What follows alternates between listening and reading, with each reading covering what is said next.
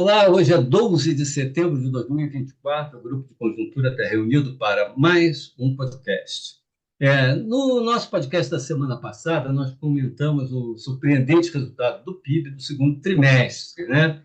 E diante daquele crescimento vigoroso, passamos a considerar uma taxa de crescimento para esse ano de próximo a 3%, que seria o terceiro ano consecutivo neste ritmo. A nossa avaliação foi que o PIB deve desacelerar um pouco no segundo semestre e no próximo ano, em 2025, ele vai se defrontar com um limite muito importante dado pelo produto potencial, tanto pelo lado da mão de obra, da oferta de mão de obra, quanto pelo lado da capacidade instalada disponível, né? Então, esse é um dos grandes desafios para o ano que vem. Mas, dentro desse contexto, a nossa expectativa é que, aproximando-se a economia dos seus limites físicos, a inflação começasse a subir. No entanto, os dados mais recentes parecem contradizer essa expectativa, né? O dado IPCA, que acabou de ser divulgado pelo IBGE 2 dias atrás, registrou uma ligeira deflação de 0,02. O resultado foi melhor do que as expectativas do mercado, levou a inflação dos últimos 12 meses a cair de 4,5% para 4,24%, o que ficou abaixo do limite superior da banda da meta, né, que nós temos. Né? E no podcast de hoje, então, nós vamos destrinchar esses dados, tentar entender como é que a inflação vem se comportando de forma tão benigna num quadro de economia tão acelerada. E vamos também fazer aqui um balanço dos fatores inflacionários e deflacionários que influenciaram e que vão influenciar o comportamento da inflação nos próximos meses. Eu vou começar aqui por colocando aqui um rápido balanço dos fatores inflacionários e deflacionários até agora e o que a gente pode pensar deles para o futuro próximo. No que se refere à inflação dos últimos 12 meses, inclusive essa, o último mês, né? Os dois fatores mais notórios assim, para conter a inflação, para trazer um resultado tão benigno, pensando em 12 meses, foi, primeiro, o efeito externo, né? Um choque benigno externo, né? De preços. Nós estamos importando deflação, principalmente da China, mas de outros países também. Isso se reflete nos preços das nossas importações, que caíram, de acordo com os índices de preços da FUNSEX, 7,1% em dólares, né? Entre junho do ano passado e junho último, que é o dado mais recente que a gente tem. Essa queda dos preços em dólares das importações foi compensada por um outro fator que esse sim jogou um pouco para cima a inflação, que foi a alta de 11% na taxa de câmbio nesse mesmo período. Ainda assim, as importações medidas em reais, juntando a queda dos preços em dólar e a alta da cotação do dólar, as importações em reais subiram apenas 3%, muito abaixo da inflação de 12 meses. Então, esses dois fatores combinados exerceram uma pressão baixista sobre a inflação. O outro fator notório que ajudou muito, dado o seu peso na inflação, foi o comportamento do preço da energia elétrica residencial, né? Tem um peso de 4% no IPCA. Ele teve uma alta de apenas 1,5% nos últimos 12 meses. Isso contribuiu também bastante para a contenção do IPCA. No mês de agosto, houve alguns fatores pontuais, queda dos preços dos alimentos, mas quando a gente olha em 12 meses, os alimentos subiram ligeiramente, até perto do nível do IPCA, ligeiramente. Agora, olhando para frente, esse efeito componente, esse componente externo, né, que ajudou tanto, a queda dos preços das importações e das exportações, que também caíram. pode prosseguir nos próximos, digamos, 12 meses ou um pouco mais, né, até o final do ano que vem.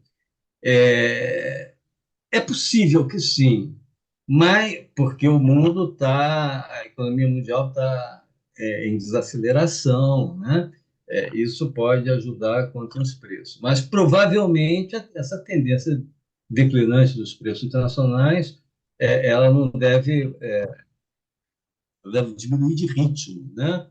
A queda já foi bastante grande. É, é, por exemplo, vários países estão resistindo, né, aos preços baixos chineses, então, colocando uma pressão para que a China não exporte produtos a preços tão baixos, etc, etc.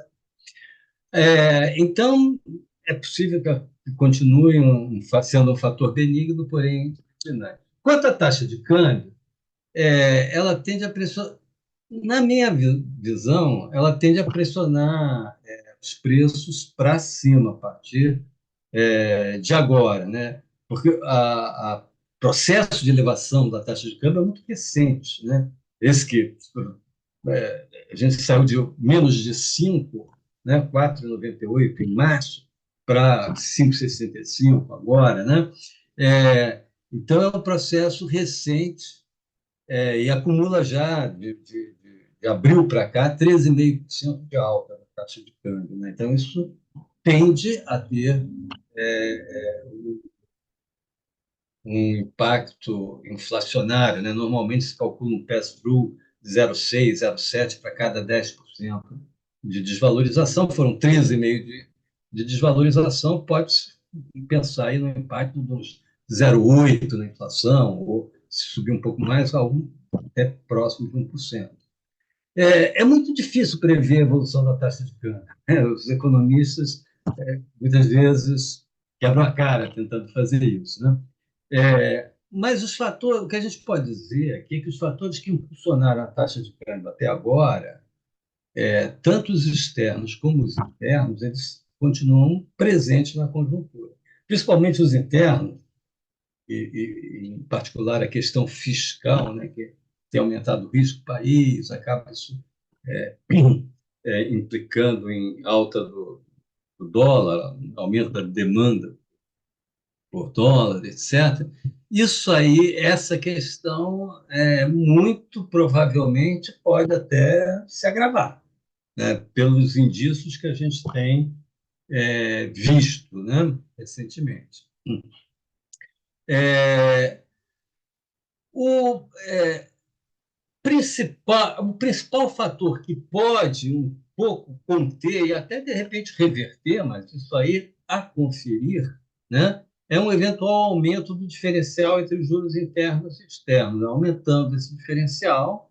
O Banco Central do Brasil deve aumentar os juros, o Banco Central americano baixar. Isso aí deve atrair capitais, atrair dólares para o mercado, que tende a segurar a taxa de câmbio, se não for compensado por fatores de aumento de risco, etc., né?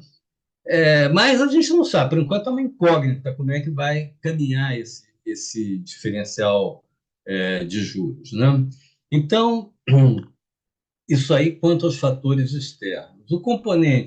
Quanto aos componentes internos, o aumento do preço da energia elétrica, que ajudou muito nos últimos 12 meses, agora deve reverter.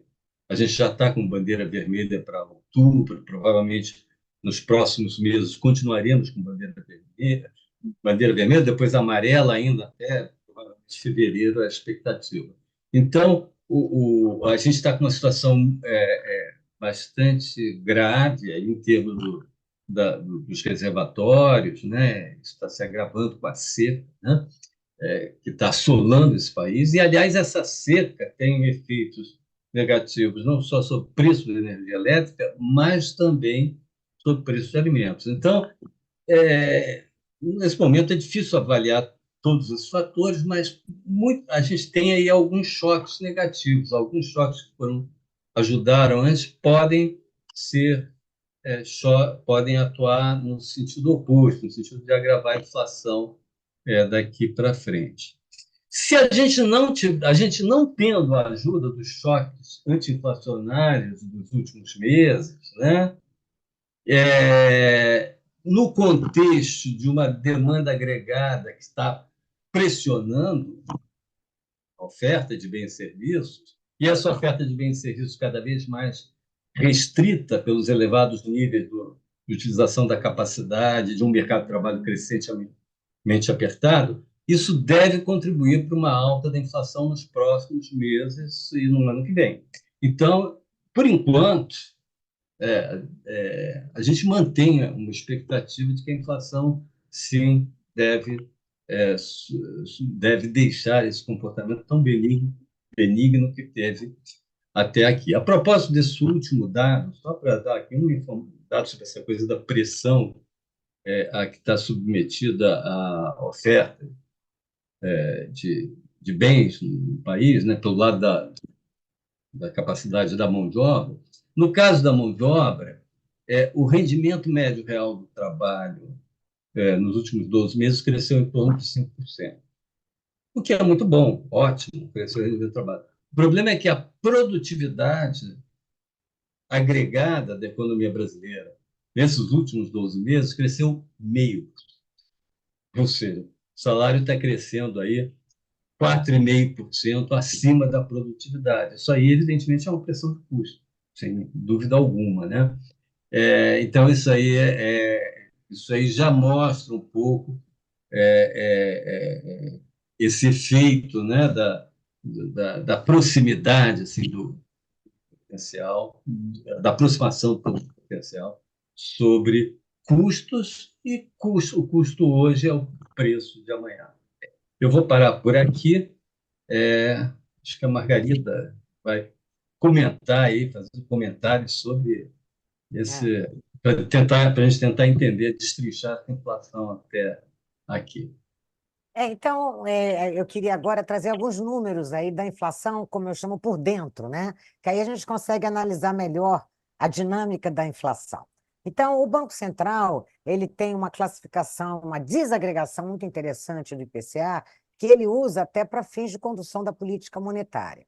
Então, por exemplo, nós temos aí uma primeira classificação do IPCA, e eu vou dar números sempre em 12 meses, que é uma classificação que incorpora serviços, preços de serviços, inflação de serviços, bens industriais, bens monitorados e alimentos. E a dinâmica desses preços é muito diferente, né? E o que é muito importante o Banco Central ter esses números para ver onde é que tem ali foco de pressão de demanda, que é o que o Banco Central basicamente tem que combater, né? Então, por exemplo, somando isso tudo, eu tenho 100% do IPCA. Mas a inflação de serviços, por exemplo, aí na esteira do que o professor Francisco Eduardo acabou de colocar, mercado de trabalho, está em 5,2% nos últimos 12 meses, encerrados em agosto. E essa inflação de serviços, ela pesa nada mais, nada menos que 37,22% no IPCA.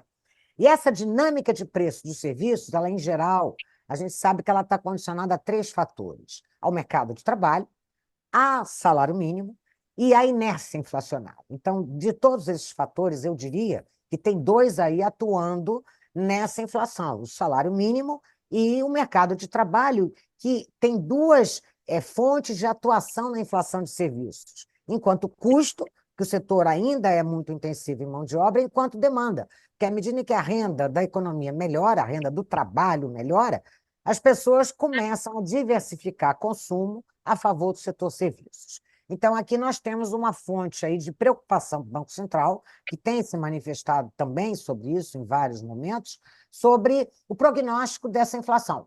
A continuar uma demanda tão aquecida como a gente tem, batendo no teto, essa inflação começa a dar mais trabalho, sim. Depois, olhando a evolução dos preços industriais, é notório, de acordo também com o que o professor Francisco acabou de colocar, que eles deram uma bela contribuição à dinâmica inflacionária no sentido de um choque benigno, né? Esses bens estão acumulando, por conta desses fatores todos já mencionados aqui, uma alta de apenas 1,2% em 12 meses encerrados em agosto.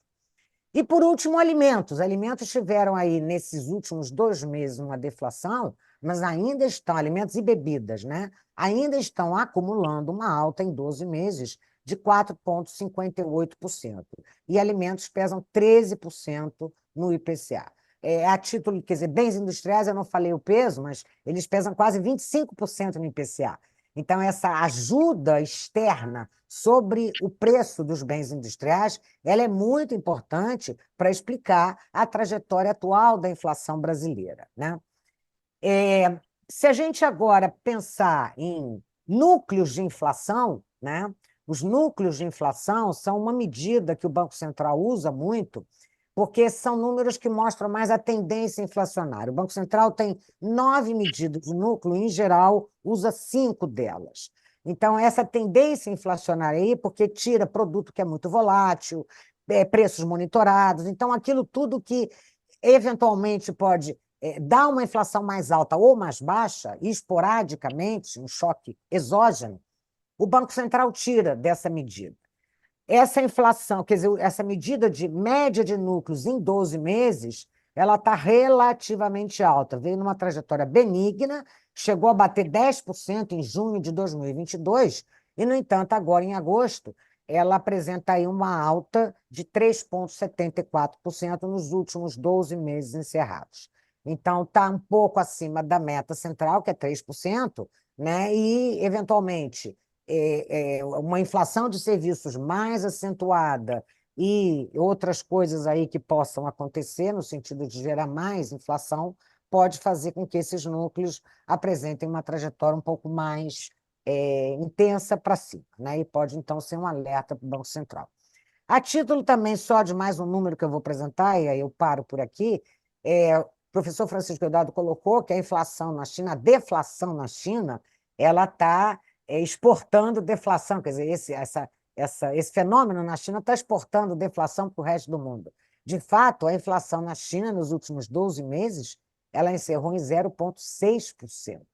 Né? Então, é algo assim inédito e que tem. A China é muito grande, ela exporta muito, ela tem um importante impacto em preços de commodities, então ela está, em certo sentido, exportando também uma trajetória de inflação mais benigna para a economia brasileira. Em suma, são esses os números que eu queria trazer para corroborar um pouco esses fatores todos que já foram mencionados, que podem levar a inflação para cima ou, eventualmente, reduzir. Tá? Professor Lívia. Obrigado, Margarida. Eu gostaria de complementar, então, as informações que o Francisco Eduardo e Margarida colocaram, dizendo que ainda as expectativas de inflação continuam desancoradas, não um ponto que Francisco Eduardo e Margarida têm referido e que nós temos nos referido também várias vezes. As expectativas de inflação para 2025, por exemplo, continuam em 3,9%, tá? E a expectativa de inflação para 2026 em 3,6%. Esses são dados do Boletim Focus, não, divulgado agora, segunda-feira, dia 9 de setembro. Consequência, continuamos com uma expectativa de inflação para os próximos anos um pouco acima, não, do que seria 3%. Que é a meta do Banco Central. Na verdade, o Banco Central tem destacado sempre que a gente está numa espécie de segundo estágio do processo anti-inflacionário, não? Ou de deflação, de reduzir a inflação.